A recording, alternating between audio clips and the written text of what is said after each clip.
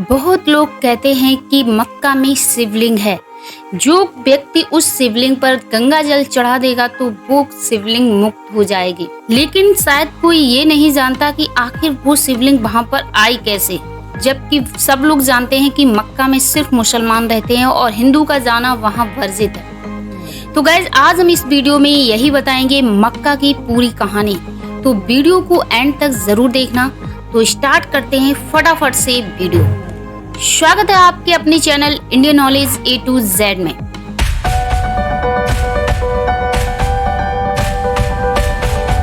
जब 52 अवतार में भगवान ने राजा बलि से 3 पग धरती मांगी थी तो एक चरण तो उनका गया में पड़ा और दूसरा चरण मक्का में था। तीसरा चरण जो वो पड़ा था वो शुक्ल तीर्थ में पड़ा। गया तो हम सब लोग जानते हैं कि गया बिहार में है और शुक्ल तीर्थ का पता नहीं है, और मक्का अरब में है और जहाँ पर केवल मुसलमान रहते हैं। हिंदुओं का जाना वहाँ वर्जित है। ऐसा क्यों है? क्या वहाँ शिव जी विराजमान है? क्या वहाँ मक्केश्वर महादेव मंदिर है? आप जानते हैं कि मक्का में मुसलमान किसकी पूजा करते हैं? हम किसी धर्म की बुराई नहीं करते, लेकिन हकीकत अगर बयां की जाए तो इसमें कोई बुराई नहीं है। असल में बहुत ऐसे मुसलमान हैं जो हिंदू धर्म की बुराई करते हैं, लेकिन बहुत ऐसे हमारे मुस्लिम भाई हैं जो हिंदू धर्म को भी बहुत मानते हैं।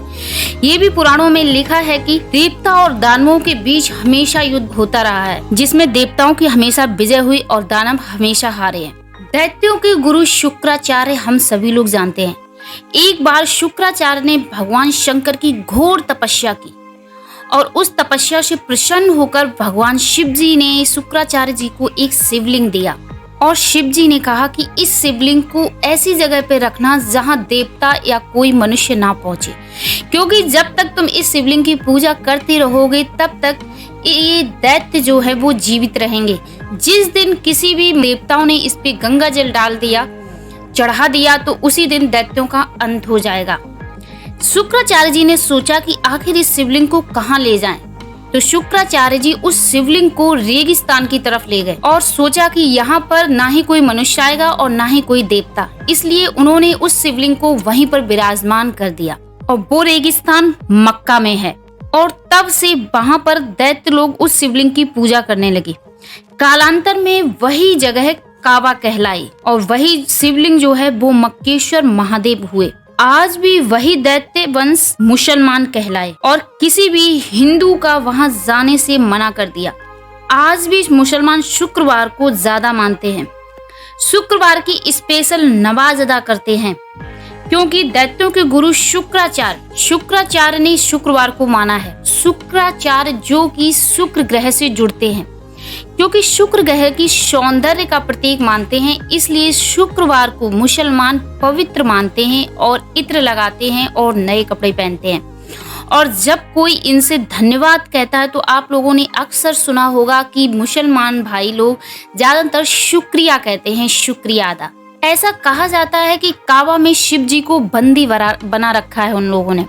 अगर कोई हिंदू शिवलिंग पर गंगा जल चढ़ा दे तो शिव जी मुक्त हो जाएंगे।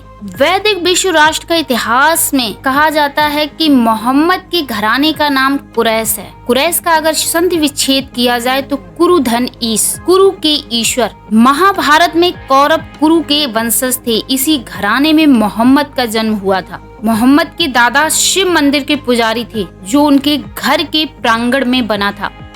मोहम्मद का मानना था ईश्वर एक है, इसलिए उन्होंने सारी मूर्तियां तुड़वा दी और शिवलिंग को सुरक्षित रखा, जिसे संगे अश्वत्थ कहा जाता है। आज इस शिवलिंग को चांदी के योनि नुमा आकार में मढ़कर दीवार में चुन दिया है। जो भी मुस्लिम लोग हज के लिए वहां पर जाते हैं मक्का में, तो वो उस शिवलिंग को, उस पत्थर को जरूर चूमते हैं।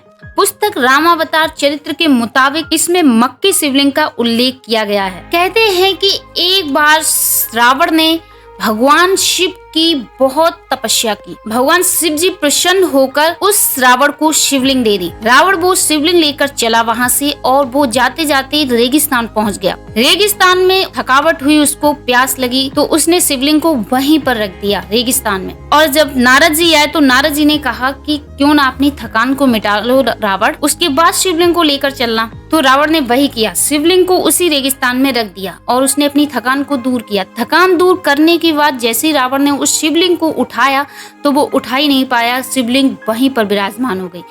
कहते हैं मक्का ही वो जगह है जहाँ वो शिवलिंग रखी थी, और ये भी कहा जाता है कि ये वही जगह है जहाँ श्री कृष्ण ने काले वन का वध किया था। प्रायः हम देखते हैं जहाँ जहाँ शिवलिंग स्थापित है वहाँ वहाँ जलाशय है। मक्का में भी पवित्र एक कुआं है और इस कुएं के जल को मुसलमान लोग जमजम के नाम से पुकारते हैं। ये लोग वहाँ पर नमाज पढ़ने से पहले कुएं के जल को ग्रहण करते हैं। मक्के में शिवलिंग है या नहीं ये हम स्पष्ट रूप से नहीं कह सकते, लेकिन आप हमें कमेंट में जरूर बताइए। और वीडियो अच्छा लगा हो तो लाइक, शेयर, और चैनल पर नए हो तो चैनल को सब्सक्राइब करके बेल आइकन ऑन कर लीजिए ताकि नेक्स्ट वीडियो का नोटिफिकेशन आप तक सबसे पहले पहुंच जाए।